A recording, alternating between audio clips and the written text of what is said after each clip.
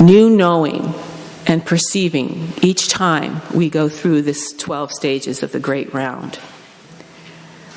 We gain while we let go, holding steady, or venturing out on a new adventure. How do we greet each season for what it has for us rather than speeding through it? So I want to just pull out from the mandala worksheet, I think it's on your first page, this illustration that was put together by Suzanne Fincher. So there's many ways of depicting the Great Round, but she thought it'd be helpful to use the making of a pie. So that's what we're going to use here. So if you look down here at stage 1, there's this sense of not knowing. She is depicted by that cloud. She's just kind of resting in the darkness, kind of waiting to see what might come next. And then in stage 2, in the cloud there above her head, you might see some little dots. And that's depicting that there might be some ideas that are starting to come. And then in stage 3, what's happening there? She has this idea, I'm going to make a pie. Right? So that's her idea. And then stage 4, begins to go on this journey of consulting with people from her past and her present that might have information, like going back with the ancestors and asking, what wisdom might I bring forward to this new particular idea? And then goes and gets a little bit more of a sense of that, and then has more conversation with others in the community in stage 5. Gets a little bit more sense of what they want to do, but still wants to consult. And then in stage 6, you can see those 2 different pictures as represented. I've got all this different knowledge from people. Now I want to see what's mine to do in this season. And then in 7, kind of saying, okay, I have all my ingredients here. I'm ready to go. And then in 8, putting it in the oven and waiting for it to all come together. And then in 9, what does she look like there? She's happy. She's got this completed idea, right? And we can all relate to this sense of fulfillment when we have reached our manifestation of what we hope to accomplish. Now, right after that is 10. And what does that person look like there? Disappointed, yeah. So there's this, what Jung is saying in the stages of the Great Round, all these 12 stages, there's something unique to each one. They're not bad or good, but they're unique aspects. And so in this stage, there's a sense of deflation, disappointment. This sense of, was that all there was? And then we move to 11, where we start to have the awareness, whatever I created can be shared and can deepen my sense of connection with others. And then in 12, I kind of have this sense of interdependence, this sense of transcendence. And then I can then go back into this stage 1 again. Now, I know from my own journey that this was so helpful to me, because I usually thought there were like 2 or 3 stages of change, or 3 or 4 different transitional stages. And often, that was helpful to me, but I didn't know how to include naturally some of these stages that don't always represent in our culture as things that you want to linger in, like deflation. Like, is that all there is? And so this sense of being able to see that all of this belongs in the unfolding of change was something that was really helpful to me. It helped me to accept all the different feelings I was having, all the different experiences I was having, and seeing that they could give me an opportunity, an invitation to sit with, in a way that made sense to me, what the wisdom of that particular stage was, to get more in touch with what was already in the acorn that I brought. And then see how this could be used for others, the wisdom like it was here in the chart. How can I bring this forward to help the community in this moment? And so, as you all know, and we know from many different models and systems, that it's so important for us to tend to ourselves, as we are wanting to be about the work of justice. We really want to keep tending what season we're in particular, because each one of us has a way forward. Each one of us has a unique gift that is needed. And so tending that through each of these stages, and we might all, of course, we're going to might all be in different stages at the same time. And so we all have different wisdom. Now, in this group that I did with the mandalas, I was with this group of artists, and we started in January and went all the way to the end of the year, January being the first stage, kind of archetypically. But that doesn't mean that that's the way we always are engaging with the seasons. And sometimes when I go deep into a particular season, I accept that invitation, again, I can have more of a sense of accepting some of those things I might have been pushing away, or getting more insight that I might have been overly pursuing something that's not serving me. And the season's wisdom might invite me to hold on to what I need to hold on to in that moment and let go. It can give me the strength as I step back and see that over and over and over again, I can go through these stages and I can trust in the wisdom of these stages. If I'm in the midst of like the deflation stage, I can say, this is a stage that all humans go through. I'm not alone. And then how do I allow that wisdom of that stage to unfold, given that acceptance? Does that make sense? And so, sometimes we all have different resonance with different seasons. As a culture, we tend to reinforce different seasons more than others. Which one would you say, as a culture, we tend to reinforce? Which season that's depicted here? Which number? Number 9. Yeah. Does that everybody agree?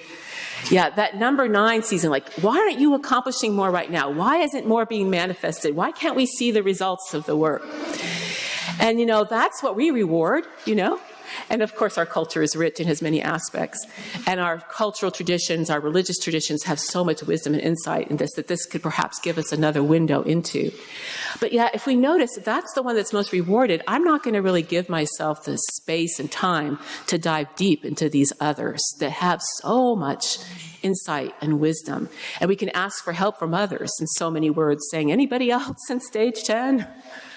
I need some time to sit with this and dialogue about what I'm hearing. So this idea of learning more about the stages can perhaps cultivate a sense of safety and awareness of how to practice in each season.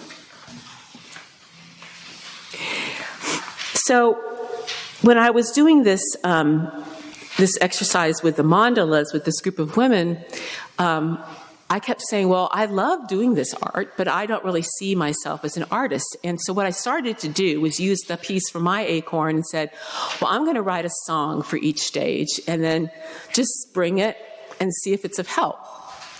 And so Susanna and the group said, this is so helpful because it helps us have a more of an embodied way, a felt sense of how to embody this stage through the songs. And of course, there's many different ways of doing that, many to invite your own poems and practices and songs. But they seem to be of help. And so at the end of the project, Suzanne said to me, I want to publish these songs in my book. And I was like, what? You want to publish these songs? And so with the help of my dear husband, we found somebody in England who could write them out in a way that the publishers wanted to. So I had to keep asking for help, right? And so it was a community project, and we got the songs in. But wanted to, I just share that as another way of noticing our habits of how we engage with the different stages. I was being invited to share, but my habit was, oh, wait a minute, this isn't enough, right? And the more we practice this and get in community, the more we see that what we have in our acorns is plenty and enough. And they will be revealed in each 12 stages in different ways. And it's needed. It's needed as we face all that we're facing right now. So I wanted to take a moment to teach a few of the songs, if that is okay with you all. Do you feel like singing? Okay, so this is on... the last page. And you can go, if you wanted to on YouTube under Maureen Shelton and just put songs in, and you'll be able to, all the songs will pull up, and you'll be able to learn them if you want, all 12 of the songs. But I was just going to teach you 2 or 3 today. I'm going to start with 2 and see how we are with time. So I want to start with the second one, which is all is well. And if you recall from the Great Round chart, that's a time, where they have that cloud over their head and they have a few seeds. That's kind of depicted by Jung as still resting in the unknown, but having a sense that there's something there. So that's why these particular words came to me. It's not saying that, of course, in the season we're in, that all is well, but just representing this particular stage of awareness that might be helpful to drop into and feel. And so, is that comfortable? That sound comfortable for people? That soundable? Okay. So I'm just going to start us off with this, and I'm going to teach 2 lines at a time in the song, and then we'll sing it all together, maybe 2 or 3 times. It is, all is well, all is well, all is well, all is well. The well is deep. The well is deep. Drink your fill. Drink your fill. One we are, one. One we are, one. One we are, one. One we are, one. Let's sing that through. All is well, all is well, the well is deep. Drink your fill. One we are, one. One we are, one. That's so beautiful. Let's sing it one more time. All is well. All is well. The well is deep. Drink your fill. One we are, one. One we are, one. Thank you so much for singing that so beautifully. Does one person want to share what that was like to sing that song? Any sensations you felt or feelings or a particular line that you enjoyed singing? I love when one word can mean 2 different things, but the singing meaning. all is well is in a sense of wellness, but the well, physical representation of that. But even though they mean different things technically, they feel so similar in meaning. And that brings that message together for me. Thank you for naming that. Maybe one other person? Yeah. I enjoyed the patience with the notes, the not rushing, but feeling the fullness, the pace. Thank you. Thank you both. Yes.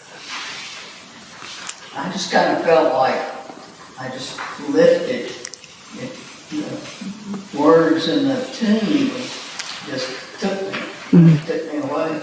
So I was thinking that I might use it as a mantra, because really now that I have a tune to go with it too. Thank you. Thank you all for sharing and for singing, because I felt that too. All of our voices coming together in that way, in that pace. Thank you for your pacing of the song and your insights. The next one I want to share is from stage 7, which, if you recall, in the mandala Great Round, I'm just finding that again, is that sense of, I've got everything I need. I'm ready to go into the next stage of creation. And so this one is called "It Is Here," and I'll sing the first 2 lines, and then we'll sing it together, and then the last 2 lines, and then sing it together.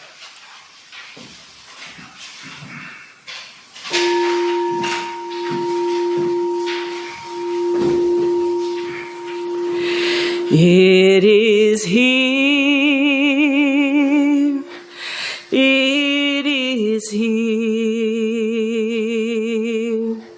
I can feel the sweetness return to me. It is here, it is here, I can feel the sweetness return to me. The beauty and the healing hold me near. It is here, it is here. The beauty and the healing hold me near. It is here, it is here. Now from the beginning, beautiful. It is here, it is here, I can feel the sweetness return to me. The beauty and the healing hold me near. It is here, it is here. Shall we do that one more time? It is here, it is here, I can feel the sweetness return to me. The beauty and the healing hold me near. It is here,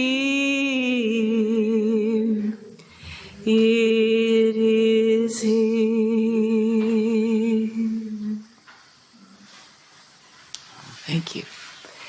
And as we did before, would anybody like to share anything that they experienced during that song, or a word that stood out? Or... Yeah. I second what you said earlier. I intrinsically am always jumping ahead, and it really helps me to slow down and try to start my words after I hear you. If I don't concentrate on it, I'm going to jump ahead. Yeah, me too. Yeah. That's the monologue, but that's where my mind gets. Yes, beautiful. Thank you. Yeah. I like the thought of everything's within me, but I'll get deflated. In community, it seems like come back. Thank you. Yeah, well, thank you again for singing it through and just singing it together in community and all the echoes that I heard, because you each bring a different experience with those words, and the invitation, if you would like to explore, is this for an invitation for this particular stage. And then if you wanted to look up the music on YouTube, there's 10 other songs that might resonate more with the stage you're in as an invitation. And so invite you to explore those as well. And Suzanne's book is called Creating Mandalas, and invites you to look at that if you like. But also just wanted to show, I think there's a second page here, is some of Suzanne's instructions when she goes places, and graciously have partnered with her when we've gone to different places to try this out. Like in ethics meetings and things like that, to help us slow down and see how the Great Round can give us new ways of engaging through wisdom of the seasons. And so she kind of walks through how to do this on your own if you wanted to create mandalas on your own, and then explore how the insights within your mandala connect to the Great Round. And basically, you draw a circle on a page, and have whatever you would like with you, crayons or markers or colored pencils, and just draw designs. Just without thinking about it too much, just drawing designs within the circle. And then in the next page of the handout, I think you'll see these images associated with the Great Round, according to Jung. And also Joan Kellogg, who's cited here, who's another art therapist who uses this. And so you'll see that there are different patterns that are could be within the mandalas that could, after you did your mandala, without kind of overly studying this, you just do it, and then you look, are there any shapes or patterns that are connecting to any one of these stages that might give me some insight about, what my inner knowledge is telling me about what stage I might be in. And you can just be creative. It doesn't need to be perfect, the interpretation. You'll know what rings true with you. But you see there's some archetypal things like in stage 6, the division of the circle in that way, and the dots of 3, the spiral of 3, the dots of 2, etc. And I find this to be a really helpful approach to center myself, as you were saying, and just try out the drawing of a mandala, see what insight it might have for myself, and then go forward and integrate that insight. This awareness can perhaps help us to listen for the deepening of our roots, which each season may invite. What do we need to say hello to, and what do we need to lay down or let go? It connects us to a felt sense of operating out of our being, which can then perhaps lead to more wise and sustainable doing. And this can be parallel with engaging with the different aspects of our community life. Seeing something as a stage of change doesn't mean that we become passive. It invites us to see what we can do and where we are to fuel our creative and compassionate response. This can perhaps lead to a third way of compassion, of addressing all of these challenges that we have.